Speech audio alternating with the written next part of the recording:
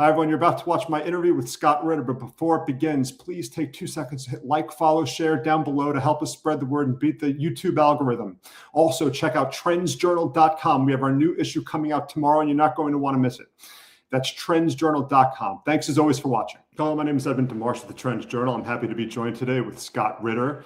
He's an author at scottritter.com and a former UN weapons inspector. He's a great person to talk about what's going on in Iran. Scott, thank you so much for joining the Trends Journal. Thanks for having me. The biggest news right now, and this changes by the minute, Scott, what's going on and latest developments and whether or not Trump's going to war. The Wall Street Journal and the Washington Post, they both released stories saying that there's new concerns within the Pentagon at the highest levels. That General Dan Kane came out and he started to warn Trump about the risks of going to war with Iran, saying that the U.S. may not have enough munitions and troops in place in the Middle East, and that it wouldn't be able to withstand a retaliation from Iran. Trump went on Truth Social and he said that that's complete nonsense. He called it fake news. How do you read that, Scott? Would you take Trump's word for it, or would you take the word from the news outlets reporting that? Well, I would never take the word of Donald Trump for anything. It's not even a matter of trust but verify. It's don't trust. And then get triple verification before you could move in the direction of trusting. General Kane is a professional. He was handpicked by Donald Trump because of his aggressive stance. So when you have a general like Kane, raising Kane, putting up the flag of caution, you have to listen. And the interesting thing about it is it doesn't matter what Donald Trump says today, and he can deny what he wants to deny. If and when the trigger is pulled on Iran, if things go bad, Donald Trump will have to account for the fact that he went to war in a war of choice. This is not, a war of necessity. There is no threat to the United States. It's actually an illegal war of aggression. So he engaged in an illegal war of aggression against the advice of military leaders who said, we simply don't have the force structure in place to guarantee victory. In fact, we're concerned that just the opposite might occur. So, Trump right now is spinning, but I think if this Wall Street Journal report is true, it sort of puts the nail in the coffin of military attack, because the only reason why Donald Trump is talking about attacking Iran right now is the potential for political gain. As I said, there is no threat. And so what he wants to be seen is the man who solved the problem of Iran that no president 47 years have been able to solve, and then take this victory into midterm elections where he's struggling because of failed domestic policy and failed foreign policy. So, he is gambling on a win. And when you have the man who's supposed to give you that win saying, nah, not good. It's like, trying to put in a relief pitcher who says, hey, boss, I think I tore my rotator cuff. It's not good. It's not good. And then when the people say, well, why'd you put him in? Well, he told me he was great. Well, no, the records show he told you he had a torn rotator cuff. And so here, this would be the absolute end of Trump politically.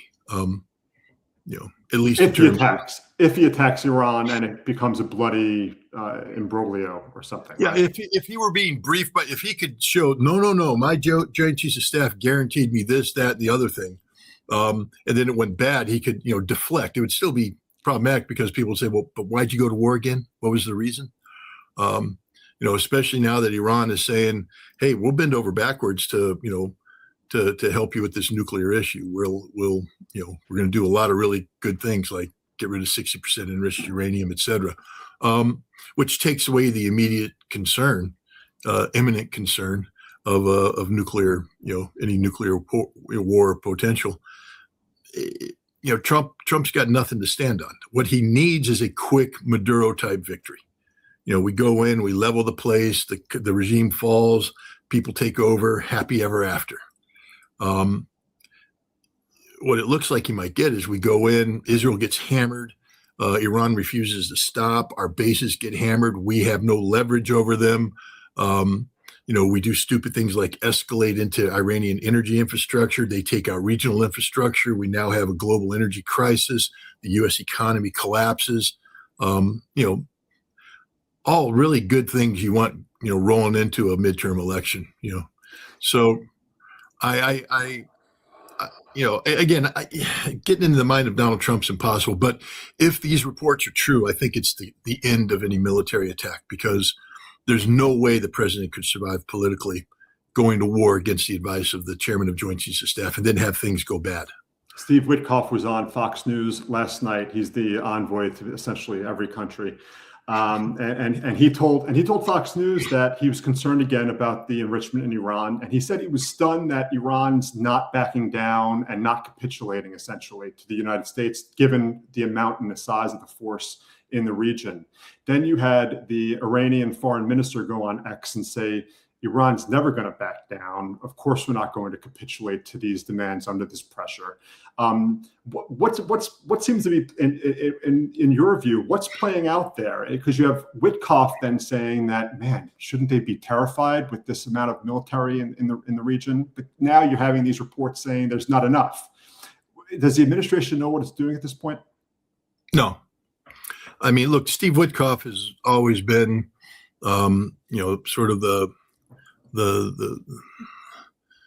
bag man, the economic, Dr. Feelgood.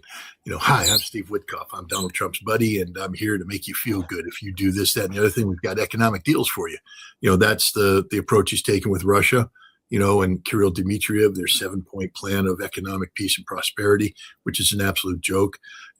Gaza, if you all just give up and hold hands and sing Kumbaya, we'll invest and everything will be A-okay. Here's my good friend Jared Kushner. He's another real estate guy that you can trust. The last thing Witkoff is a military expert. He doesn't know anything about the military, never served. He wouldn't know what the accumulation of military force looked like. He's only repeating what he'd been told. There's a lot of stuff there. Oh, yeah. And then he's told to go be a tough guy. They'll back down. Well, they're not backing down. And Witkoff doesn't have enough brain cells in his head that are, coded properly to understand, what's going on here. He doesn't understand the Iranians. And that's the other problem. This guy's a real estate broker in New York City. He's trusted by Donald Trump because he didn't betray Donald Trump.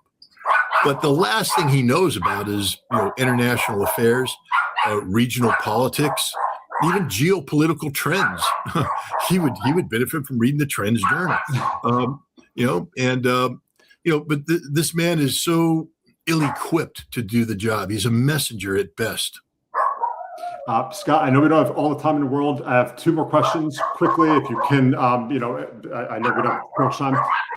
My one question is, Huckabee came out and said, and he quoted the Bible. He was asked by Tucker Carlson about essentially a greater Israel that reached from Egypt to essentially a large swath of the Middle East. When Huckabee said that, Arab countries came out and they rejected it. They said that the U.S. should make a comment on that and clarify what he means by that.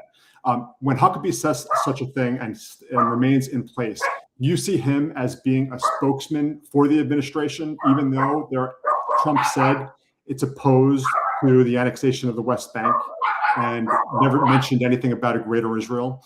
Does Huckabee stand for what the administration's posture in the region? Do you think? Well, the administration's posture is set by Miriam Adelson and her $100 million. The administration's posture set by the countless Zionists that they've empowered with cabinet level positions and ambassadorships and other positions of power. Donald Trump has to play politics sometimes, but the reality is that, the fact that Mike Huckabee wasn't recalled and fired means that he is saying things that this administration knows to be true, meaning they know that is their policy. Look, Ted Cruz was interviewed by Tucker Carlson a little while ago and admitted he ran for Senate not to serve the American people. He ran the Senate because God told him to serve Israel. And he needed to get in the Senate to help Israel. That's what a good Christian Zionist does. And Trump has surrounded himself with Christian Zionists. This is what they think. This is what they believe. This is an ill. Dan Bongino was going to be the deputy director of the FBI. What's your number one priority when you become deputy director, Mr. Bongino? To secure Israel, the security of Israel. What the hell? Anybody who answers that question should be fired on the spot. And yet every single one of them believes that Israel is at least the equal of the United States. And many of them believe that it's even better. Even Donald Trump keeps saying stupid stuff like, America's the greatest country in the world. Well, except for maybe Israel, because I got to appease the Zionists. So no, Huckabee's in tune. If he wasn't in tune, he'd be fired. No ambassador survives having the entire region stand up and say, hell no. And yet he's going to continue on because he is a bag man for Netanyahu. I mean, this son of a bitch met with Jonathan Pollard, the man who sold out the United States, gave away a 10-volume SIGINT manual that cost America billions of dollars, may have cost us lives. And then Israel sold it to Russia to get Jews out of the Soviet Union. So, yeah, nice. Going there, Jonathan Pollard, directed by Israeli military intelligence to spy on Israel's good friend, the United States of America. Now, Israel's not our friend. They're not our ally. They're our enemy. And Michael Huckabee is, in effect, an agent of a hostile power. But we're not allowed to call it that. Yeah. Last question, Scott.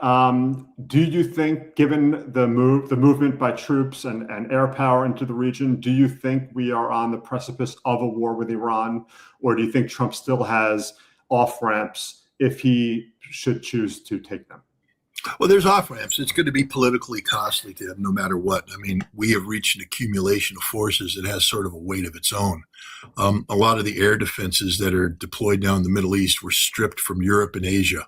So we literally weakened our posture elsewhere, robbed Peter to pay Paul. We can't keep these air defense forces in theater. And without these air defense forces, we have no chance of launching an attack against Iran. We can't deploy this many aircraft forward without defending them. We've also deployed aircraft forward. I mean, it's interesting that one of the objections that General Kane brought up was a lack of munitions, because one of the things that happens is we don't just fly airplanes.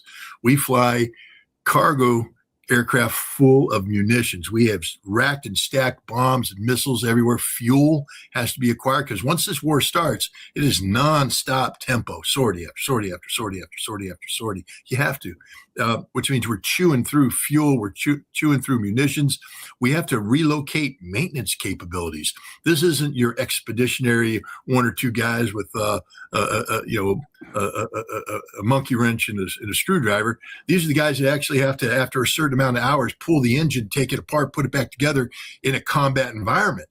So we're relocating. We have to relocate combat capacity, and that comes at an expense.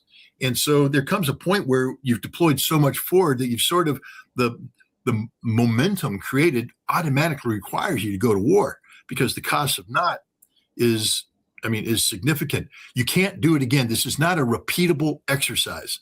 And so Donald Trump is literally, if he says no, he knows he's giving up an opportunity to strike Iran, unless Iran does something absolutely stupid, that, this could extend for years. This could be the only chance he has in his term to carry out this action, because you can't repeat this. This is a one of. Historically in Desert Storm, we used what we call the tip fiddle, and that put us at war in October. We didn't start dropping bombs till January, but come middle of October, the tip fiddle sort of dictated we were going to war in the middle of January, and there was nothing that could stop that machine. The same thing in 2003. They used something different, flow of forces or something like that, but the same concept. You started flowing things in, and the military admits we were trapped. Once we started flowing the forces in, we had to go to war in March, planned, because it dictated.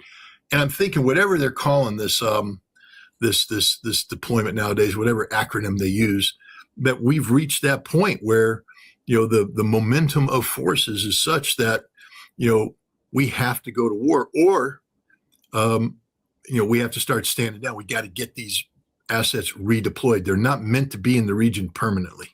So this is a big deal to say no, but politically, he'll pay a price for relocate, because there always will be the articles, the naysayers would come out, it cost us this much money to redeploy a THAAD battery from Korea to here. And while we were there, we stripped our Korean allies bare against a North Korean missile threat, da, da, da, da, da. But I think he'd rather be dealing with that than, how do you explain to 5,000 American parents why their sons and daughters aren't coming home in a war you were told we were going to lose?